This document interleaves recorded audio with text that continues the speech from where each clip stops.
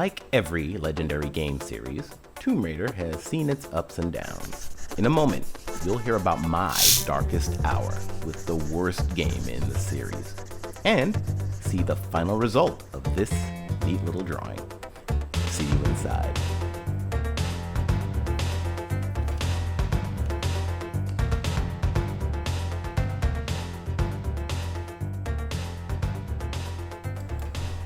Greetings all, my name is Kontrol.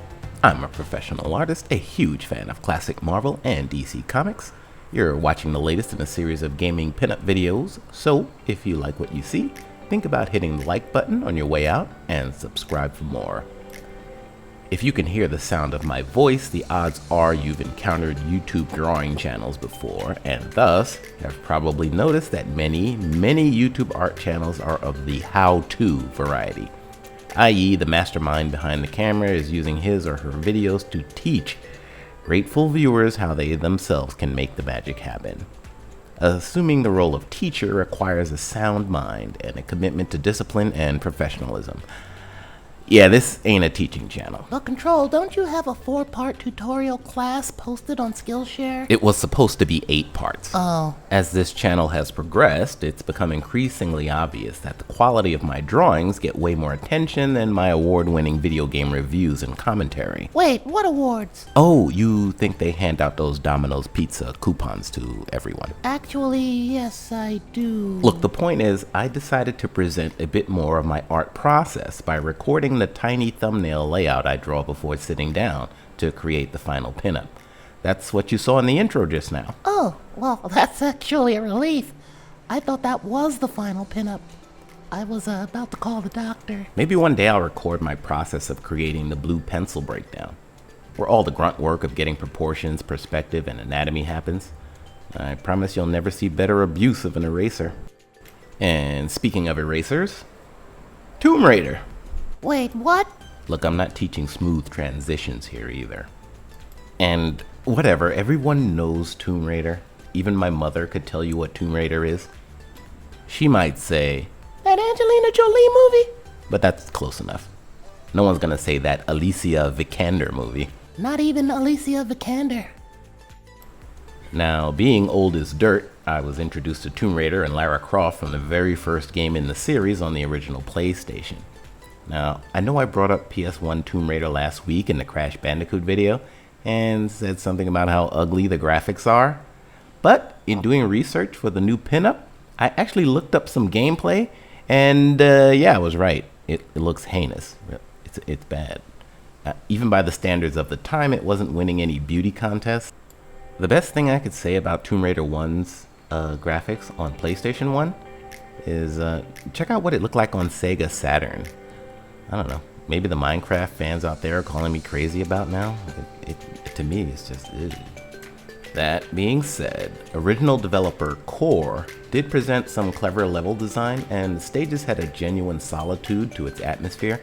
In that sense, it reminded me a lot of Metroid, and almost feels like a precursor to the likes of Dark Souls, complete with sparse but beautiful music.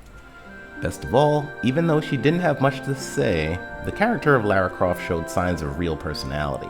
She comes off like an old-fashioned pulp hero who is supremely confident in their invincibility, something that Angelina Jolie obviously picked up on. So, in spite of near constantly wishing it looked prettier, I thoroughly enjoyed the first game. But, like so many of the classic game series I've run across, I didn't feel compelled to buy the sequel. See, in those days, graphics always improved from one game to the next, so I was counting on Tomb Raider 2 to correct the prior game's biggest issue, which it did not at all. They gave Lara a long braid to match the cutscenes and called it a day.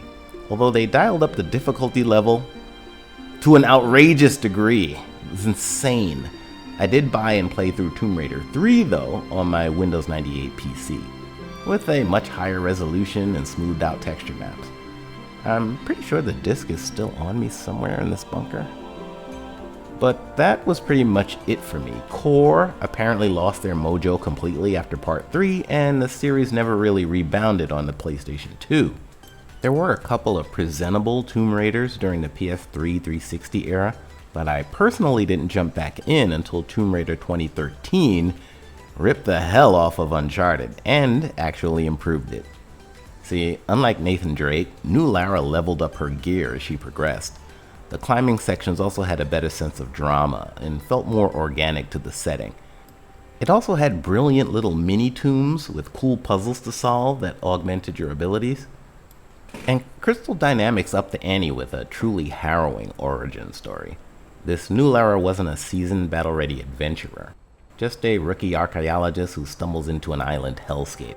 A rookie archaeologist And who he's mows back. down armies of both human and supernatural enemies? And regularly overpowers them with physical strength. That's right. In the sequels, do we find out she has Asgardian DNA or something? Okay, look, we've been over this. What did I tell you about the action sequences in video games? Oh, hold on, I wrote it down. Okay. The action scenes in video games are merely symbolic representations of the character's struggle within the story and should never be considered a visual transcript of actual events. What appears to be John Marsden murdering hundreds of men daily is in fact more like one or two in the canon narrative. Thank you. Now, can you see why I tell you to write down what I say? Oh, so Cloud and Barrett didn't actually murder all those innocent security guards who were just doing their job so they could shut off the people's power source with a bomb? Well, you know, they must have murdered a few of them, and yeah, they probably should be permanently locked up. We're getting off script. The important takeaway here is Tomb Raider 2013 was a change in the direction of the series, and a very successful one. An origin story that teed up a new set of games that would see Lara Croft evolve into the cocky explorer we've known for years. Unfortunately, Crystal Dynamics had other ideas, as the sequel, Rise of the Tomb Raider, presented a Lara Croft that hadn't changed at all from the previous game.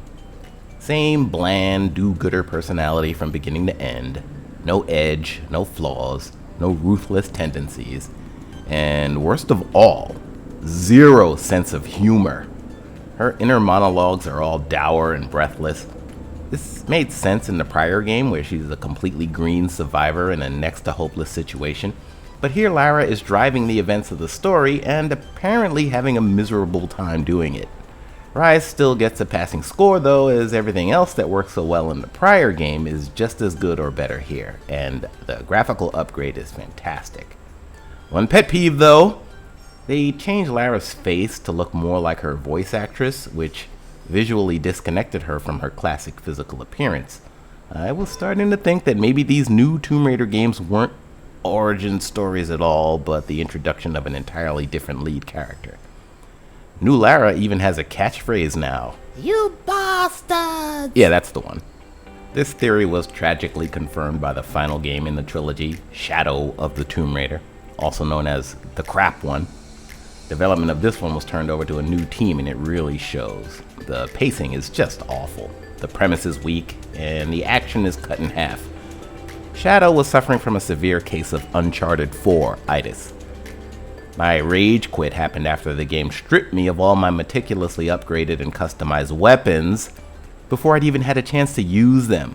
This is right in front of an extended sequence where you have to fight with gear you pick up along the way. My guess is this was just a result of poor planning rather than sadistic trolling, but it was obnoxious enough to make me turn the game off and not return to it for several days.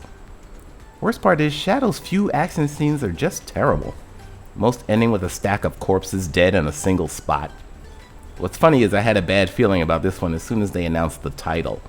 Shadow of the Tomb Raider sounded depressingly generic and came right on the heels of Shadow of Mordor and Shadow of the Colossus remake.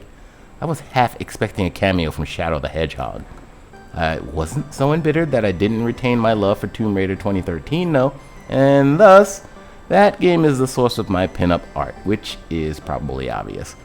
One of the interesting things about Reboot Lara is she actually appears shorter than most female protagonists in games. I would guess her height to be around 5'3". Here though, she ended up with the supermodel proportions all my female drawings seem to default to. It's a flaw in the artist's DNA a lot of us old comic book guys have to contend with. I hope you like the end result in spite of this though. I think overall there are a couple of redeeming qualities in this pinup. The shipwreck background came out better than I expected it to. If any of that rings true, do the channel a huge favor and give the like button some love on the way out. If you enjoyed the video, there's way more where it came from, so hit the subscribe button and the bell. It's the only language YouTube understands. You bastards!